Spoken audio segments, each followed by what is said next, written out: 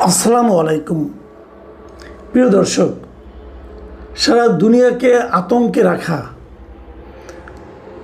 ইরানের সঙ্গে ইসরায়েল এবং যুক্তরাষ্ট্রের যে যুদ্ধ, সেই যুদ্ধের আপাত এক ধরনের সমাপ্তি ঘটেছে। মানে তারা একটা যুদ্ধ বিরতিতে সম্মত হয়েছে এবং এই যুদ্ধে ট্রাম্প দাবি করেছে যে তাদের নাকি পূর্ণাঙ্গ বিজয় হয়েছে। ট্রাম্পের এ সমস্ত অসংলগ্ন কথাবার্তা সারা দুনিয়ার মানুষ শুনতে শুনতে এখন আসলে অনেকটা ক্লান্ত।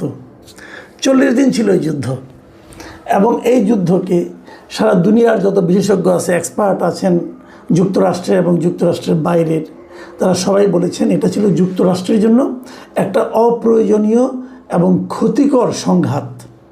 এটা তাদের বক্তব্য, এই এক্সপার্টদের বক্তব্য। যুক্তরাষ্ট্রের ভেতরেও বাইরেও যুক্তরাষ্ট্র এখানে বিলিয়ন বিলিয়ন ডলার ব্যয় করেছে।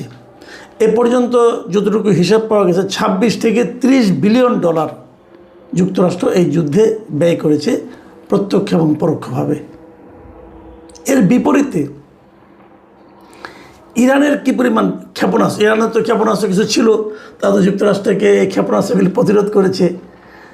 দেখা গেছে ইরানের যা ক্ষেপণাস্ত্র ছিল তার মাত্র 30 থেকে 40% ক্ষেপণাস্ত্র তারা ব্যবহার করেছে। তার মানে তারা 40 দিন যুদ্ধের পরেও তাদের অর্ধেক ক্ষেপণাস্ত্র শেষ হয় নাই। আর এর মধ্যে তারা নিজেরাও ক্ষেপণাস্ত্র প্রস্তুত করছিল, উৎপাদন করছিল। কাজে এই যুদ্ধ না থামালে যুক্তরাষ্ট্র যদি খুব একটা সুবিধা করতে পারত, তা কিন্তু নয়। অনেকেই বলছে যুক্তরাষ্ট্রের এত ব্যয় হলো কেন? এত ব্যয় হলো এই কারণে যে, মনে করেন একটা বলা হচ্ছে যে ইরানের যে ড্রোনগুলি ছিল, এটা তো ইরান নিজেরা বানিয়েছে, অত মূল্যবানও না, কিন্তু এই ড্রোনগুলোকে থামাতে যুক্তরাষ্ট্রের মহামূল্যবান একটা ক্ষেপণাস্ত্রকে ব্যবহার করতে হয়েছে। তো যে কারণে যুক্তরাষ্ট্রের ব্যয় হয়েছে অনেক অনেক বেশি। এবং সব মিলিয়ে অবস্থানটা হলো ট্রাম্পের একটা শোচনীয় পরাজয়। এটা ট্রাম্পের নিজের দেশ এবং ট্রাম্পের যারা নাকি মিত্রদের যারা আছে এবং বাইরের যাদের দেশ আছে, সারা বিশ্বের কাছে এটা এখন স্পষ্ট যে এই যুদ্ধে ট্রাম্প চূড়ান্তভাবে শোচনীয়ভাবে পরাজিত হয়েছে। এর মাধ্যমে ট্রাম্পের দেশে মানে যুক্তরাষ্ট্রে ট্রাম্পের জনপ্রিয়তার ধস নেমেছে, জ্বালানি তেলের দাম বেড়ে গেছে, জীবনযাত্রার ব্যয় বেড়ে গেছে এবং ট্রাম্পের সারা দেশে যে জনমত জরিপ করা যেটা হয়, মানে তার যে এইগুলি পোলিং যেগুলো হয়, সেখানে তাদের অ্যাপ্রুভাল রেটিংয়ে তাদের মানে ট্রাম্পের অনেক কমে গেছে। এখন বোধহয় সেটা 36% নেমে এসেছে।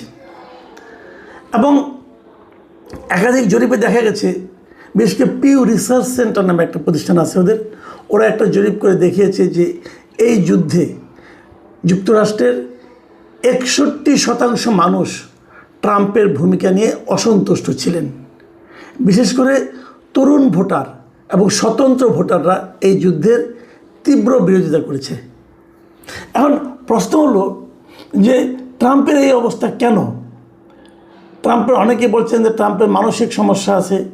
তার মানে একজন মনোবিজ্ঞানীর একটা বক্তব্য পড়লাম, তিনি বলেছেন যে ট্রাম্পের বাবার নাকি অ্যালঝাইমার রোগ ছিল, উনি নাকি ভুলে যেতেন কি হচ্ছে না হচ্ছে, এবং সেই রোগের অনেকটা প্রভাব তারা ট্রাম্পের মধ্যেও কিন্তু দেখতে পাচ্ছেন। এলোমেলো কথা, এবং ওনার একটা কথা যুদ্ধের একদম শেষ পর্যায়ে এসে উনি একটা মানে ভয়ঙ্কর কথা বলেছেন। ওনার ট্রুথ সোশ্যাল নামে ওনার নিজস্ব যে এটা আছে সোশ্যাল মিডিয়া, সেখানে উনি বলেছিলেন যে উনি নাকি আর তার যে একটা সে আলটিমেটাম দিয়েছিল, যে আলটিমেটাম না মানে তাহলে পুরো ইরানের সভ্যতাটাকে উনি ধ্বংস করে দেবেন। এখন একটা সভ্যতাকে আপনি ধ্বংস করবেন কিভাবে?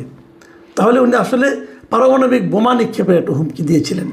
এবং এই যে ট্রাম্পের বক্তব্য, এই কথাটাকে দেশের অভ্যন্তরে এবং বাইরে সবাই কিন্তু বলছেন যে এটা একটা গণহত্যামূলক এবং অসংলগ্ন আচরণ।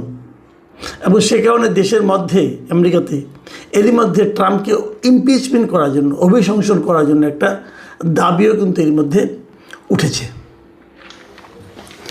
এখন প্রশ্ন হচ্ছে, অনেকেই বলে যে এই যুদ্ধে আসলে ট্রাম্প পারল না কেন?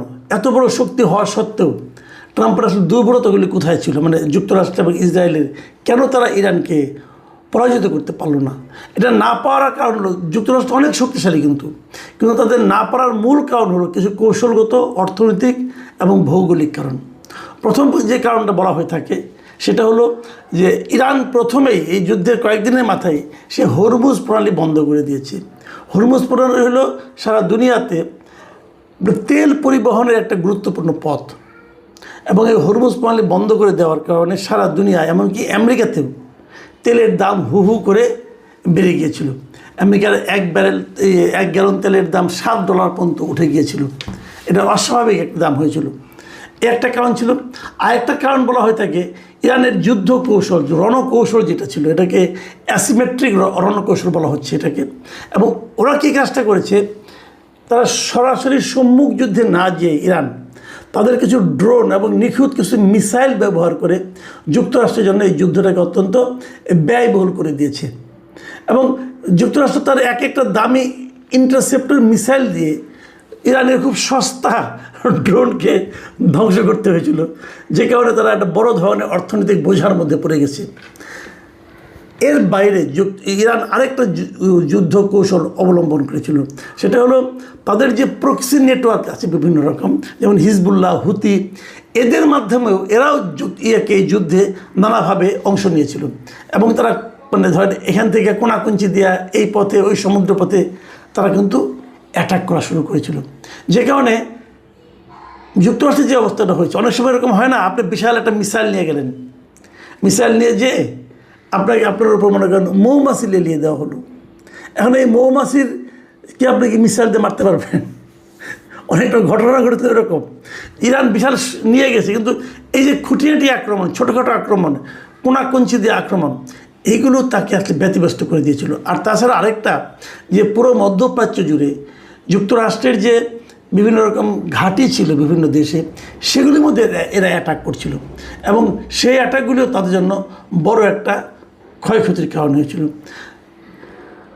ইরানকে পরাজিত করতে না পারার আরেকটা বড় কারণ হলো যে ইরান এমন একটা দেশ, এই দেশটার একদিকে পাহাড়, আরেকদিকে নদী, আরেকদিকে মানে পানি, এখানে জয় করা আসলে খুব কঠিন ছিল, এবং এখানে আসলে পদাতিক বাহিনী দেওয়া ইরানকে জয় করা অসম্ভব। কাজেই যুক্তরাষ্ট্র চেষ্টা করেছিল যে বিমান হামলা এবং নৌ হামলা দিয়ে পর্যস্ত করা যায় কিনা।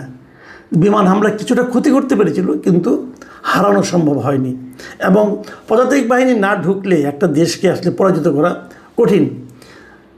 আরও একটা কারণ ছিল তাদের আমেরিকার জন্য, যে নাকি খুবই নেতিবাচক এবং বিব্রতকর কারণ, সেটা হলো যে আমেরিকা যাদেরকে মিত্র মনে করত, ইউরোপিয়ান দেশগুলো, তারা এই যুদ্ধে আমেরিকার সঙ্গে সহযোগিতার হাত বাড়ায়নি।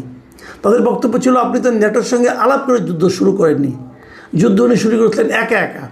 যে কারণে এবং যুদ্ধের পরপরই এই ইউরোপিয়ান দেশগুলোতে কিন্তু তেলের দাম অনেক বেড়ে গিয়েছিল, যে কারণে ইউরোপিয়ান দেশগুলো নিজের দেশের সমস্যাকে রেখে যুক্তরাষ্ট্রের সঙ্গে যুদ্ধে সেনাবাহিনী পাঠাতে রাজি হয়নি। এবং এই রাজি না হওয়ার কারণটা কিন্তু তার জন্য ছিল খুবই বিব্রতকর। আর সবচেয়ে যেটা বড় কারণ ছিল যে যুক্তরাষ্ট্রের অভ্যন্তরে, মানে যুক্তরাষ্ট্রের মধ্যে সে রাজনৈতিকভাবে এই যুদ্ধকে নিয়ে বড় একটা চাপের মধ্যে পড়ে গিয়েছিল।